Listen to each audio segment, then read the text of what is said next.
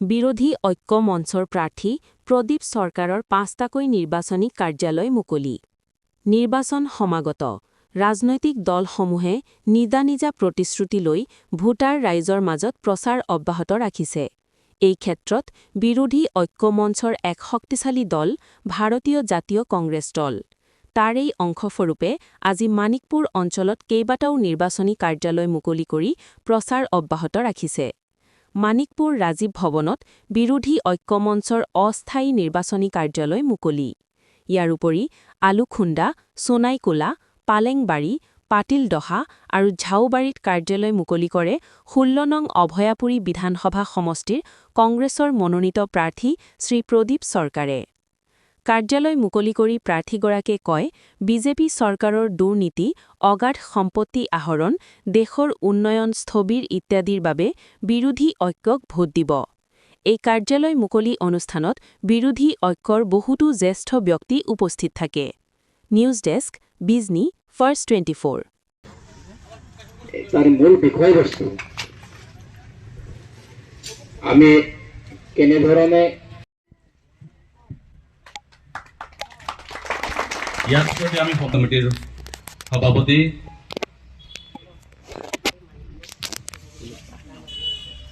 পাঠকক মই বক্তব্য ৰখাৰ কাৰণে আহ্বান।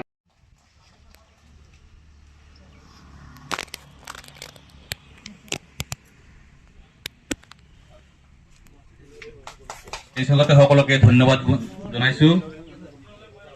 আমাৰ যোগদান কাৰ্যসূচী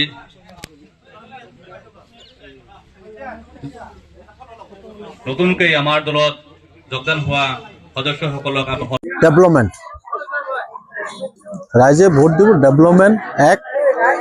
আৰ ২ নম্বৰ কথা হল যে ৰাইজে বিচাৰে একতা, ভাতৃত্ববোধ। ৰাইজে কেতিয়াও সাম্প্ৰদায়িকবাদ এইবিলাক নিবিচাৰে। বৰ্তমান অসমৰ যি চৰকাৰ, এই চৰকাৰখনে ডেভেলপমেন্টৰ পৰা আঁতৰি গৈ অকল ধৰ্মৰ ভিত্তিক, জাতপাতৰ ভিত্তিত ৰাজনীতি কৰি আছে। আৰ অসমত বসবাস কৰা প্ৰত্যেকটো জাতি জনগোষ্ঠীয়ে এই চৰকাৰৰ পৰা পৰিত্ৰাণ বিচাৰে। সেইকাৰণে ভাবে যে ৰাইজে এইবাৰ কংগ্ৰেছৰ চৰকাৰ বনাব আৰু ৰাইজে বিচাৰে যে অসমখন এটা প্ৰগতিশীল ৰাজ্য হওক। তেওঁলোকৰ যোনটো ডাঙৰ ডাঙৰ লেকচাৰ, সেই লেকচাৰবিলাক একচুৱেলি বাস্তৱত ৰূপান্তৰিত কৰিব পৰা নাই।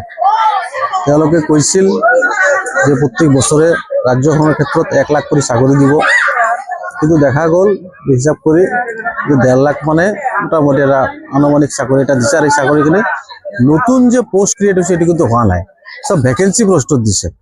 যে যেতিয়ালৈকে আমি নতুন পোস্ট ক্রিয়েট কৰিব নোৱাৰিম, তেতিয়ালৈকে আমাৰ শিক্ষিত যিবিলাক যুৱক যুৱতী, নিবনুৱা যুৱক যুৱতী আছে, তেওঁলোকৰ কৰ্মস্থাপনৰ ক্ষেত্ৰত কিন্তু আমি সমাধান কৰিব নোৱাৰিম। শিক্ষিত যে আমাৰ নিবনুৱা যিসকল যুৱক যুৱতীসকল আছে, তেওঁলোকক সংস্থাপন দিবলৈ হ'লে আমাৰ নতুন পোস্ট ক্ৰিয়েট কৰিব লাগিব। আৰ নতুন পোস্ট ক্ৰিয়েট কৰিলেহে এইখিনি আমাৰ সম্ভৱ হ'ব। আজি যদি ভ্যাকেন্সি পোস্ট যদি ৩০খন ওলায়, আমাৰ এপ্লিকেণ্ট ৩০,০০০ ওলাই যায় এনেকুৱাকৈ। এই ক্ষেত্ৰত অসমৰ জনসাধাৰণে ইতিমধ্যে বিবেচনা কৰিছে, মনে মনে এটা সিদ্ধান্ত লৈছে যে এইবাৰ পৰিৱৰ্তন হ'ব, অসমত বড়ো গগৈ নেতৃত্বত কংগ্ৰেছৰ চৰকাৰ হ'ব। আমি দেখা পাইছোঁ যে অসমত কংগ্ৰেছ প্ৰাৰ্থী ভালেকেইটা মনোনয়ন পত্ৰ বাতিল হৈছে।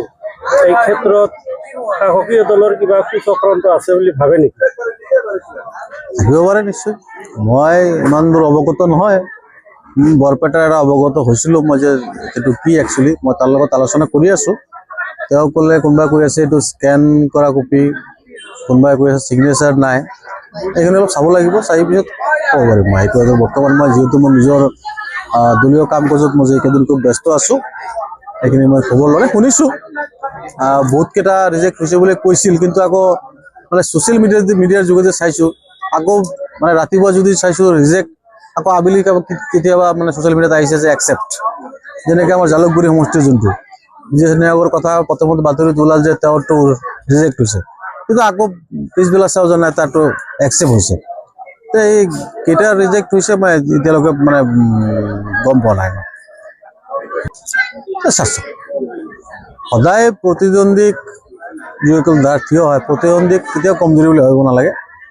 প্ৰতিদ্বন্দ্বী আমাৰ লগত ব্যক্তিগত কোনো সংঘৰ্ষ নাই আৰু আমি ব্যক্তিক প্ৰাধান্য দিওঁ। আমাৰ হ'ল দল, ইয়াতে যুঁজ কংগ্ৰেছ বনাম বিজেপি হৈ আছে। আৰু মই যিমান দূৰ এই সমষ্টিৰ বিভিন্ন প্ৰান্তত ঘূৰি চাই আছোঁ বা ৰাইজৰ লগত মত বিনিময় কৰি আছোঁ, সকলো ক্ষেত্ৰত ৰাইজে মোক সঁহাৰি জনাইছে আৰু মই ভাবোঁ যে আমাৰ জয় এবাৰ নিশ্চিত। মই যে আপোনাক প্ৰথমে ক'লোঁ যে কংগ্ৰেছ দল কেতিয়াও জাত পাতৰ ৰাজনীতি নকৰে, আমি ছেকুলাৰ। আমি কংগ্ৰেছ দল এনেকুৱা কোনো বাকচ নাই য'ত খালি যাব।